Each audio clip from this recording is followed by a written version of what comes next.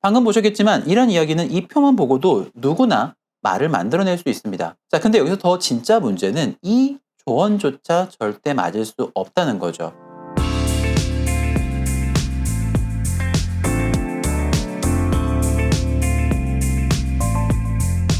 안녕하세요. 사주칸쌤 사교쌤입니다. 자, 오늘도 명리학의 진심인 여러분들 반갑습니다. 자, 오늘은 좀 하나의 이미지를 보면서 시작하겠습니다. 자, 저는 여러분에게 어떤 사진의 일부를 좀 보여드리고 있는데요. 무엇이 보이시나요? 자, 아마 말을 타고 있는 남자가 보이실 겁니다. 자, 그리고 다음 사진을 보시면 이번에는 아마 날아다니는 새가 보일 텐데요. 자, 그런데 재밌는 게 이 이미지를 멀리서 보게 되면 노인의 옆모습이나 이렇게 여자의 모습이 보이게 됩니다. 이 사진은 작가가 이중적 인식을 유도한 착시화라고 할 수가 있겠죠. 우리의 뇌가 정보를 해석할 때 생기는 허점을 이용한 예술이죠. 자, 그런데 사주 명리에서도 이런 일부만 확인해서 발생하는 착시를 이용한 허점을 이용하여 사주로 사람들을 속이는 것이 이제는 도를 넘어서 오늘은 이것에 대해 이야기를 해보려고 합니다. 제가 항상 영상에서도 말씀드리지만 사주라는 건 점이 아니고 학문이기 때문에 이를 해석하는 건 당연히 원리가 있고요. 이 해석법만 정확히 적용하면 놀라울 정도의 적중률을 가지고 있습니다. 자, 그러나 사주를 정확히 보기 어려운 요소는 너무나도 많습니다. 우리가 이제 사주를 봤을 때 이 사주가 좋은지 나쁜지를 보는 조건을 물상이나 신살, 그리고 중화나 조후 같은 것들을 사주를 해석할 때의 어떤 키로 생각하고 있다면 정말 평생 사주를 공부한다고 해도 답을 찾기 어렵다고 저는 자신 있게 말씀드릴 수 있습니다. 사실 저 역시도 처음에 사주를 공부할 때 전혀 방향성을 잡지 못해 한동안 헤맨 적이 있고요.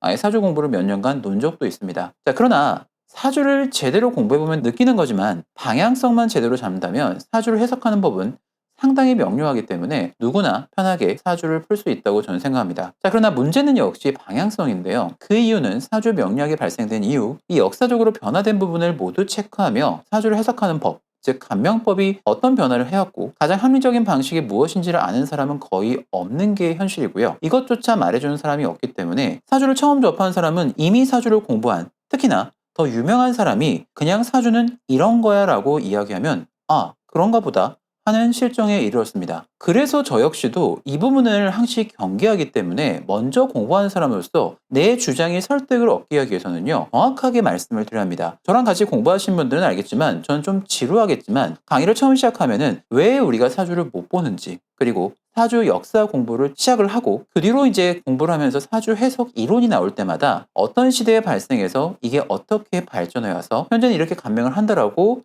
출처를 밝힙니다. 자, 그래야 이게 당연히 학자적인 자세라고 저는 생각을 합니다. 자, 사주를 하나 보여드리죠.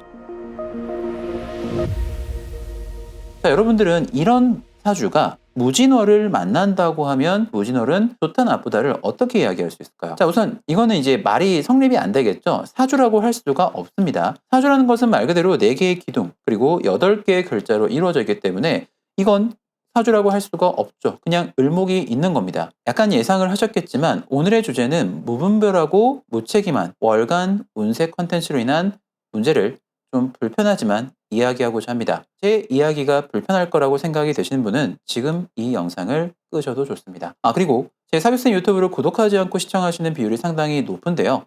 영상 시청하기 전에 구독, 좋아요는 영상을 제작하는데 많은 힘이 됩니다. 제 영상을 모두 보시면 저는 사주를 이야기할 때 무조건 사주를 전부 다 해석을 해서 말씀을 드립니다. 자, 사주 해석은 기본이고 최소 대운까지는 적용해서 말씀을 드리는 게 일반적인데요. 자, 그 이유는 사주와 운은 불가분의 관계이기 때문에 그렇습니다. 예를 들면 어떤 사주만 놓고 봐서 좋고 나쁘다라고 논하는 건 의미가 없기 때문에 그런 거죠. 그리고 저는 유명인 사주도 잘 다루지 않습니다. 자, 그 이유는 태어난 시간을 알 수가 없고요. 그리고 인터넷에서 검색한 프로필 자체도 정확한 생년월일이 아닐 수 있기 때문에 그렇죠. 즉, 사주를 해석할 때 사주와 운을 무조건 정확히 봐야 한 사람의 명을 정확히 볼 수 있다고 할 수 있는데요. 태어난 시간을 모르거나 혹은 일간만 알고 있다고 하면 사주를 정확히 볼 수 없는 건 너무 당연한 인과관계입니다. 앞에 보여드렸던 이미지처럼 분명히 부분을 보면 새지만 전체를 보면 사람 얼굴이 나오듯이 사주도 모든 사주 글자를 정확히 보고 해석하지 않으면 절대 사주와 운이 이야기하는 답을 찾을 수 없습니다.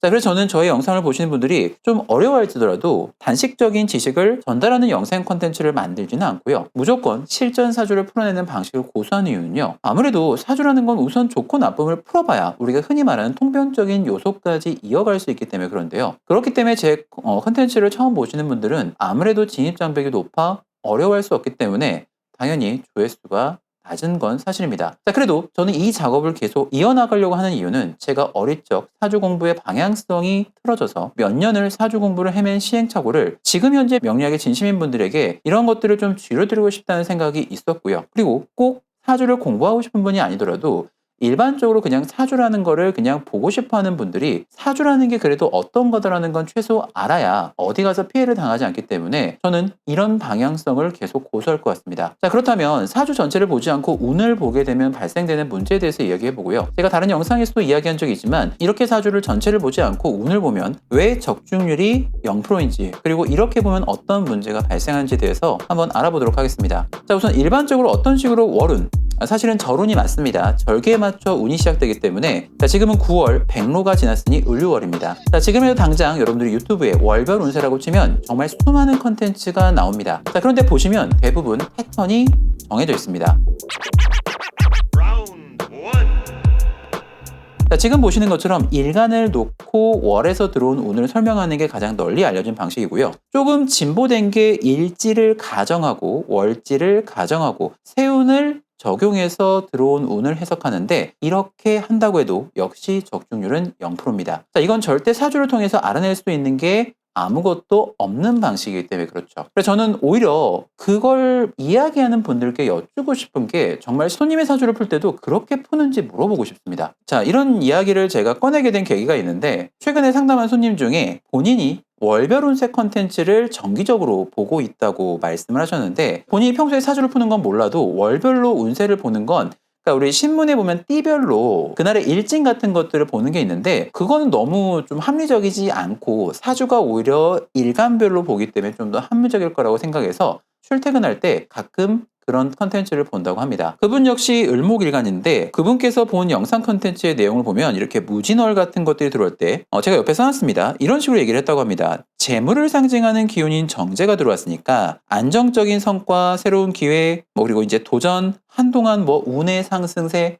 이런 식으로 나왔다고 하는데요. 근데 이제 이분께서 다른 분들도 그렇게 얘기하면서 다른 컨텐츠를 봤는데 역시 비슷한 결로 이야기를 했고요. 근데 이게 재밌는 게 이분도 마침 그 당시 여윳돈이 좀 생겨서 돈을 좀 늘려보고 싶은 마음에 그 말에 자신감이 생겨 주식에 상당히 많은 투자를 했고요. 손해를 본 건데 그러니까 정확히 말하면 돈이 묶여 있는 겁니다. 팔면 손해기 때문에 우선은 갖고 있는 건데 그런 일이 생긴 거죠. 자, 물론 저는 그분이 그 영상을 보고 100% 그런 결정을 했다고 생각하지는 않습니다. 그러니까 마침 본인도 그런 생각이 있던 차에 그런 말이 들리니 더 심리가 동했다고 생각을 하고요. 그러니까 사람들은 이제 인터넷 쇼핑을 할 때 이제 장바구니에 넣고 살지 말지 고민할 때 친한 친구한테 답정너식으로 동의를 구하는 그런 심리라고 저는 생각을 합니다. 자, 그러나 제가 정말 염려스러운 건 이런 간접적인 효과지만 누군가 그런 결정을 한 건 사실이고요. 사주 원리에도 맞지 않는 걸 그것이 조회수가 나오고 수익화가 된다는 이유로 학자적인 양심을 버린 그들로 인해서 과거의 저처럼 사주를 제대로 공부하고 싶은데 길을 잃는 사람이 계속 나올 수밖에 없는 상황을 만들어가고 있다는 거죠. 자, 일반적으로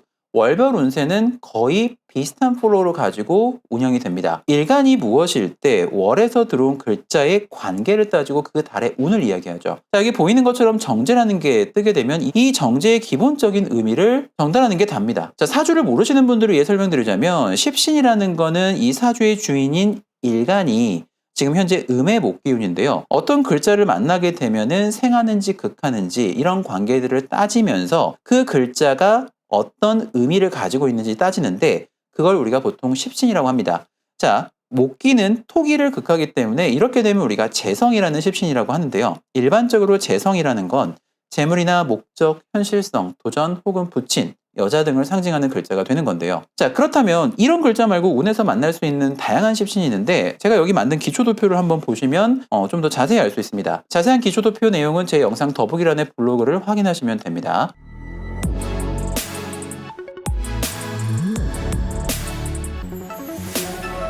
자, 그래서 만약에 본인이 간목일간인데 이번 달처럼 을목이 뜨고 지지에 유금이 들어오게 되면 천간은 겁재이고 지지는 정관이 되는 건데 여기에 있는 일반적인 의미를 가지고 그 조합의 그 분위기를 설명하는 겁니다. 자, 을유월은 그런 식이죠. 천간의 간목일간일 때 겁재가 뜨게 되면은 겁재는 기본적으로 도전적이고 진취의식인 겁니다. 그리고 손해를 상징하기도 하기 때문에 투자 같은 것들을 조심하고 자산을 안정적으로 운영하라는 것이 일반적인 말이고요. 지지에 요금이 들어오게 되면 정관은 기본적으로 원칙이나 정의 그리고 결과를 봤을 때 어떤 이름값을 보고 본인의 직위가 상승되는 걸 의미하는데, 정관은 일간을 극하는 기운이기 때문에 다소 내부적인 부침이 있지만 그래도 안정적인 결과가 나올 수가 있다, 이런 식의 이야기가 대부분입니다. 방금 보셨겠지만 이런 이야기는 이 표만 보고도 누구나 말을 만들어낼 수 있습니다. 자, 근데 여기서 더 진짜 문제는 이 조언조차 절대 맞을 수 없다는 거죠.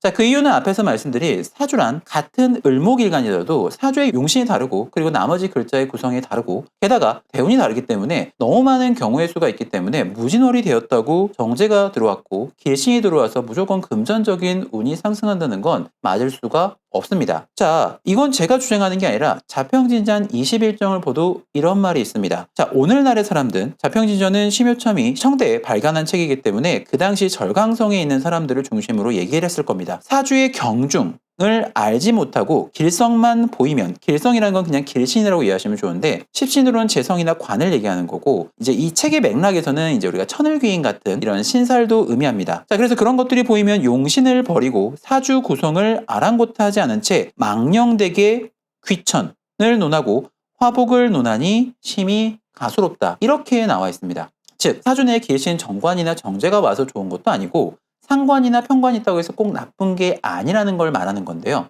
자, 그러면 어떻게 해야 할까요? 네, 사주를 정확히 봐야 합니다. 자, 이거 외에는 답이 없습니다.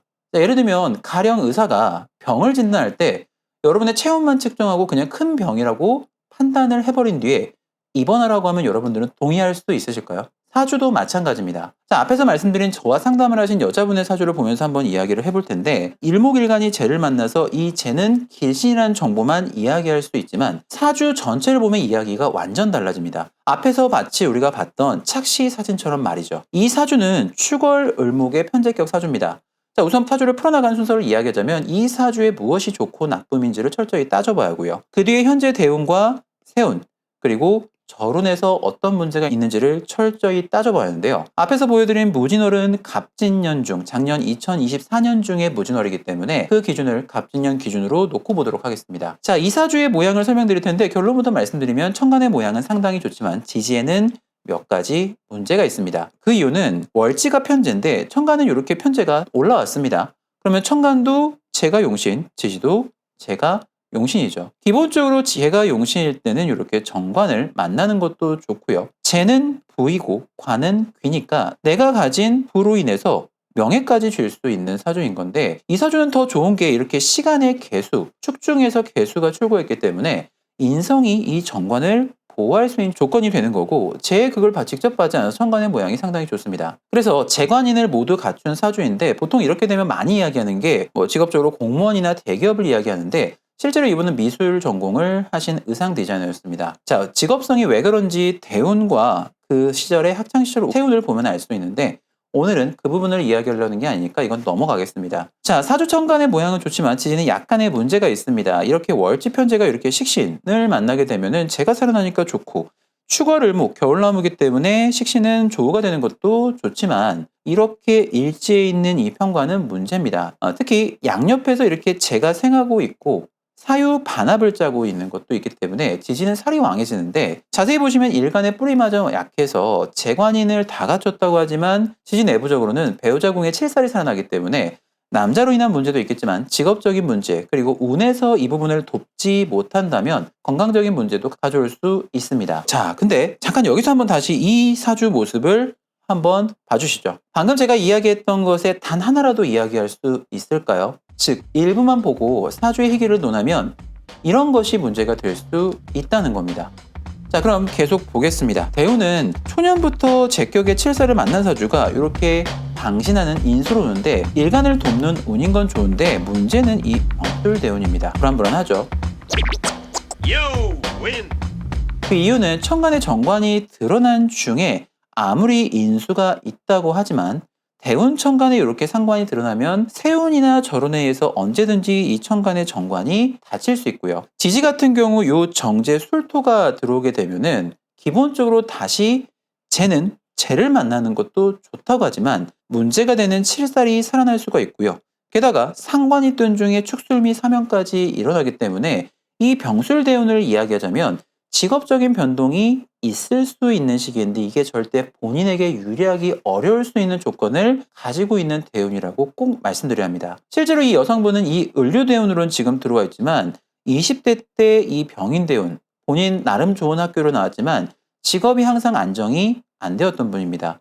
그러나 다행히도 이 병술대운을 극복하는 세운, 이민, 계묘, 그러니까 지금의 안정적인 자리에 들어갈 수 있는데 이민, 계묘면 2022, 2023년입니다. 자, 왜냐하면 천간에 있는 상관을 제거하고 지지에서 일간의 뿌리가 드는 목기로 들어오게 되면 대운의 문제를 세운에서 해소한 꼴이 되기 때문에 그럴 수 있습니다. 자, 방금 저는 대운을 설명드렸습니다. 자, 대운 안에 이 세운까지도 봐야 좀 더 정확하지만 대운만 힐끗 보더라도 이 대운의 10년간의 분위기를 이렇게 디테일하게 볼 수 있는데 대부분의 일간별 월운 컨텐츠는 대운이란 걸 아예 볼 수가 없죠. 그 이유는 뭘까요? 대운을 보려면 기본적으로 월주가 나와 있어야 합니다. 그리고 대운을 보려면 월주가 있는 상태에서 성별이 무엇인지를 알아야 대운을 구할 수가 있는데요. 아예 그런 정보가 없기 때문에 대운은 아예 볼 수가 없습니다. 자, 다음으로 가겠습니다. 문제가 되는 갑진년의 무진월로 가보겠습니다. 앞에서 언급해드린 것처럼 무진월에 들어오게 되면 정제라는 길신이 들어온 건 분명히 맞습니다. 자, 그러나 사주 구조와 세운을 전부 분석해야 합니다. 자, 우선 대운부터 보겠습니다. 지금 현재 이분은 을류대운인데 이건 문제가 없다고 볼 수가 없죠. 왜냐면 을목이 들어오게 되면 천간에 있는 이 재를 보호하는 정관이 제거되고요. 지지에서 편관이 문제가 되는데 다시 살이 들어오게 되면은 이 살을 돕는 꼴이 된 거죠. 천간은 정관이 잡히고 지지는 편관이 살아나기 때문에 이번 대운에서는 지기와 관련된 문제 그리고 제가 살을 생하는 문제 같은 것들이 대운에 들어온 거죠. 자, 그래서 이 대운은 우리가 직업적인 부분, 남자적인 문제 같은 거, 건강 문제가 본격적으로 생길 수 있다고 말씀드릴 수 있는데요. 이걸 세운에서 극복하는지 한번 보겠습니다. 자, 갑진년이 들어오게 되면 대운도 문제인 중에 세운도 문제죠. 자, 이렇게 천간에 정관이 잡힌 중에 세운에서 이 법제가 재를 아예 제거하게 되는 게 문제고요. 지지에서 편관이 들어온 중에 세운에서 이렇게 살이 재가 들어오게 되면은 이 편관이 전부 다 살아날 수밖에 없게 되는 거죠. 이렇게 되면은 이 갑진년 한 해만 놓고 본다면 불을 갖고 싶은 욕심으로 인해서 문제가 되는 세운이라고 대표 키워드를 말씀드릴 수 있겠죠. 자, 그러면 무진월은 어떨까요? 분명히 들어온 건 재인데 이것도 문제입니다. 천간에 무토마저 들어오게 되면은 잘 보시면 대세운에서 이미 천간에 지금 좋은 것들이 다 잡힌 겁니다.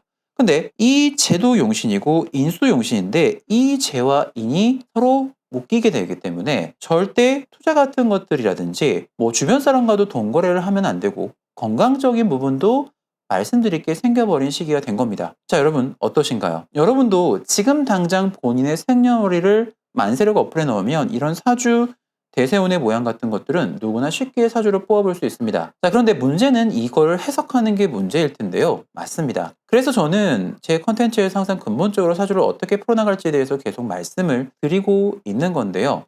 이게 사실 대중 친화적이지 않고 사주를 잘 모르시는 분들에게 진입장벽이 높다는 것도 저는 분명히 알고 있습니다. 자, 그러나 저는 꼭 이 말씀을 드리고 싶은 겁니다.